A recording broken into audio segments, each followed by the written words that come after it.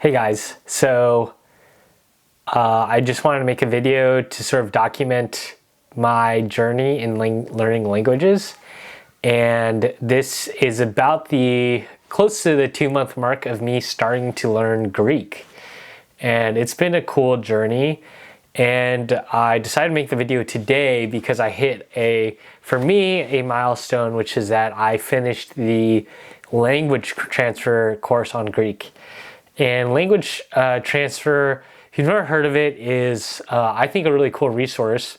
It's a class that's 120 episodes long, and it's each lesson is about 5 to 10 minutes. I started doing maybe a couple lessons a day, so I was trying to do initially 30 minutes to an hour. And then near the end was doing closer to an hour every day. I got more excited as I was closer to the finish line. And in total, the course took me about 30 hours. So on average, I guess it was about, I started at the end of February. Now it's almost the end of April. So it was close to about 30 minutes average a day. I would say ideally I would say maybe the sweet spot's closer to an hour a day. So feasibly, if you had a lot of free time, you could do this course in 1 month, an hour a day. The course is called Complete Greek. I don't know if that's the best name for it. You might walk away thinking that like, hey, you're gonna know Greek after this. I don't really think that is super fair. I wouldn't say that I know Greek now after taking the class. I wouldn't even say that I'm past like a beginner level, which is A1. Like maybe I'm between A1 and A2, which is like upper beginner, right? But even though the class is called Complete Greek, I really don't think the creator Michalis is like trying to promise anything like that. It's more like complete in the sense that it covers all of the grammatical concepts that are found in Greek. So I learned a ton of grammar. And like I know at the end of the course, I know how to make almost any verb conjugation. I think every verb conjugation. I know what all of the cases for the nouns are. I know what the three major classes of verbs are. And if I saw a verb, I could probably figure out what was going on with it in any conjugation. And yeah, it's pretty interesting. It kind of mostly just teaches grammar, which is weird to say because I think grammar is kind of like becoming more of a dirty word in language learning. And by all means, he definitely doesn't recommend a very like traditional learning style. But you'll see if you're into language learning like I am, you'll know that nowadays there's a huge trend of sort of immersion and input theory, which is just like at the end of the day, just watch TV shows, just watch YouTube videos, just read books, just listen to podcasts, etc., etc. This is a class that's really like still focused on a very very like Chomsky perspective on language, which is like Chomsky broke down language. It's all about grammar, how the language is formed. And this class really teaches you how Greek is formed, but what it doesn't teach you is it doesn't teach you a lot of vocabulary. So I probably left the class with a working vocabulary of like a couple hundred words. It's really not very much. If you've ever learned the language, 100 words, 200 words, it's not enough for like basically anything. A lot of people put 1,000 words as like a benchmark for getting to a point where you can really start to learn stuff from context. So for example, a different sort of language learning product or methodology is called reflow, and that's a very input-based method, but they start by recommending that you memorize the 1,000 most common words. Coming out of this class, it's a couple hundred words. Which, to be honest, I wouldn't have expected more. The class is only 30 hours long. It's, 120 episodes, 10 minutes per episode. It's, maybe 20 hours of content. And then, uh, it's about 20 hours of just audio. And the way that it works is that when you're playing the audio clip, he'll ask a question and then you'll pause and answer a question. And then there's always a live student in the recording. The student will respond.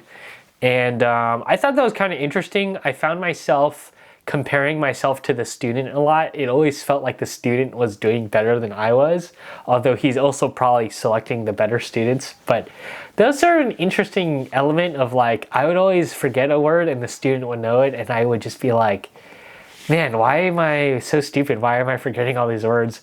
Then sometimes a student would make like a really dumb mistake and Mihalis would take like 30 seconds to explain, to coach him to not make the mistake. And then I was like, why is a student making the mistake? It's such an obvious like conjugation. Like, why couldn't you remember that?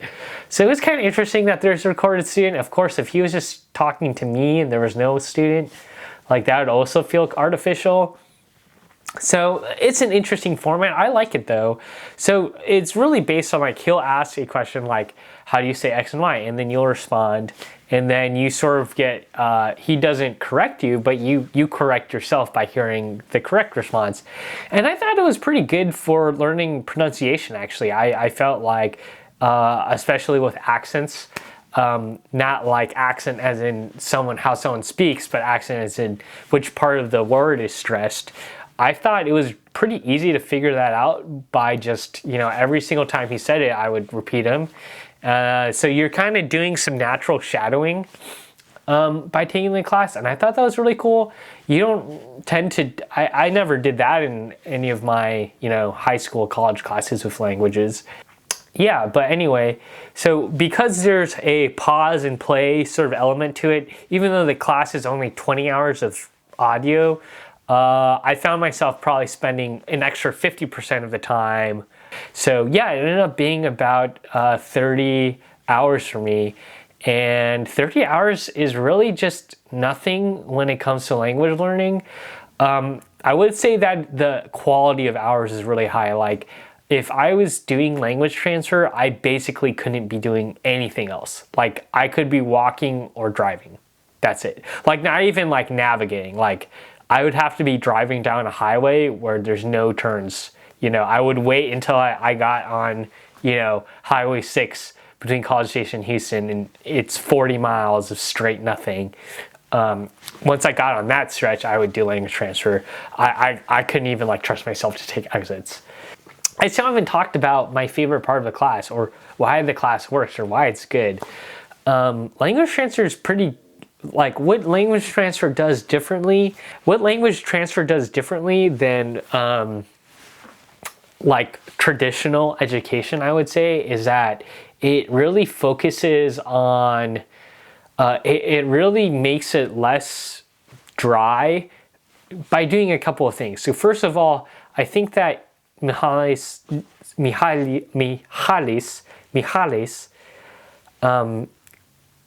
sets expectations really well by, he says like, hey, don't stress out, don't try to memorize, don't take notes.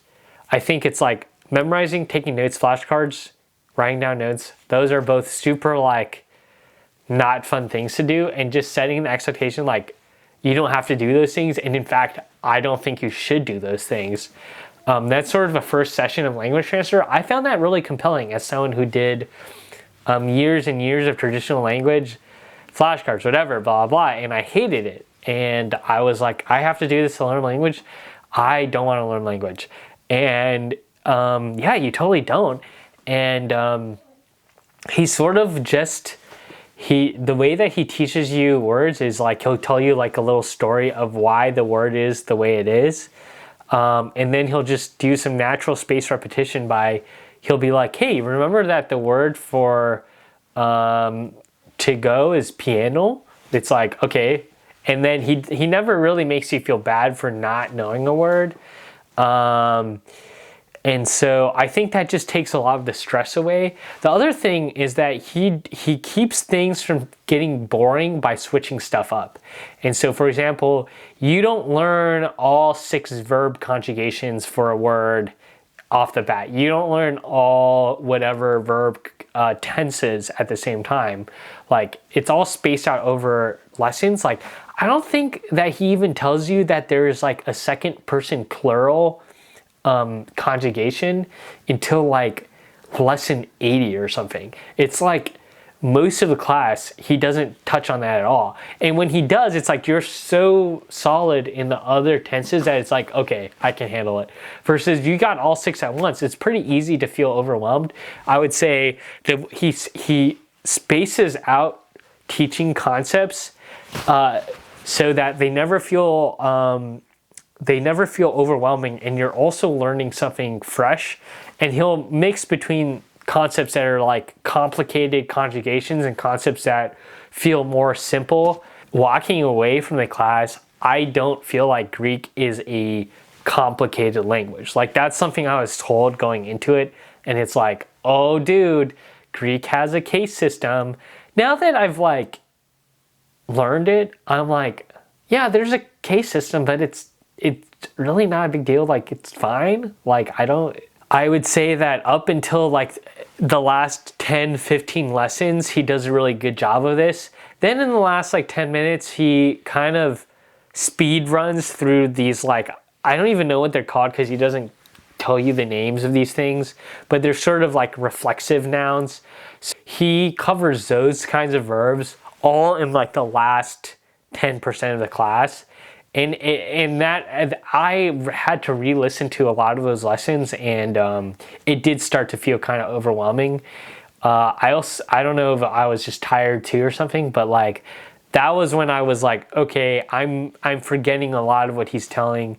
But up until that point, it's like you're not even stressed about forgetting something. It's like it's not important. What's important is that you've been exposed to the concept, and that you can sort of like remember, like, oh, this is part of Greek when you hear it, and then just learn naturally, and just like yeah. So it doesn't really teach you how to read, and Greek doesn't use the Latin alphabet, obviously. So I would say that's a huge gap in my memory. I actually learned how to read Greek. I wouldn't count in these 2 months because it was really pretty sparse, but I used Duolingo for about 4 days to learn the Greek alphabet, and then so I kind of can recognize all the characters. But taking the class language transfer, you're really not learning how to read at all. Like he kind of gives you some tips of it kind of helped me because I had some knowledge, but there's so many things I forgot because I was just like, the spelling component felt a little bit half-baked to me. It really would have worked better as a video series where they're showing you all of the prompts and the answers in order for learning. They kind of mentioned that they're working on a book reader to help you learn how to read, but I really didn't get, doing the whole language transfer course first was a little bit of a experiment. And yeah, I think what it really did was it taught me, it gave me some tools to just sort of like dive more into just like trying to do comprehensive input now. And I have like a very minimal vocabulary base. I have a lot of grammatical knowledge, which is surprising considering the huge de-emphasis of grammar that is strong, is very hot in the language learning community now. Like, everyone hates grammar, but I think that grammatical framework gives me a lot of confidence to tackle the language. And it's like any sentence I come across, I can really just start to analyze it and figure out what's going on and make some guesses about what's going on. And that is really helpful for starting to learn. But the next step would be to just establish a base level of fluency that I just need to be able to read stuff and not have reading be like this super laborious exercise. Like, that's new to me. Learning Italian, I could read right away, and my reading speed is almost the same as English. Like, obviously, I was making a lot of pronunciation mistakes, but like, just having the word be a thing that made sense to my brain, like, I have to be like, wait, I know what these letters are. It's like I have to parse each letter individually versus just see the word as a singular unit, and that's a process. So I just have to learn to read. I have to get really familiar with hearing the language and then mapping that onto words that I know. Yeah, I don't know how to read off a page. I'm like, pronunciation is still a challenge. I will say that one thing that the class taught really well is they really focus a lot on accents. And that would be something that if I didn't know before getting into Greek, I might have been really thrown off by, is like, okay, why is this accent shifting back? Why is it shifting forward? Now it's like, okay, when the accent's shifting back, like that's an indicator that the tense is changing. So, and it's really important. And it's like, why are random things being added on here? It's like, it's so to support the accent shift, obviously. I really liked having a single thing to do for Greek. Like, every day I would just try to do language transfer for an hour, and it took a lot of focus, really had to be intentional with doing it, but I was able to find the time. It was nice to know what to do. Versus with Italian, it's like, I could read this book, I could read that book, I could watch YouTube videos, I could watch TV shows, I could do whatever. I can try to journal, I can try to do output. It's like, I can try to call a friend. Like, there's like 50 options for Italian, and sometimes like it's hard to just pick something to do and force myself to do it. Versus with Greek, it's like, oh, I just need to do the next language transfer class. So I kind of want to keep that up a little bit, and I'm thinking like, okay, the next step, I think I want to just spend a lot of time building up that fluency that through input hours. And so what I'm going to try to do is watch all of the easy Greek classes and watch them, like, each class, like, not class videos, watch all the easy Greek videos, and each video like watch like 2, 3, 4 times, just so I can sort of build that up.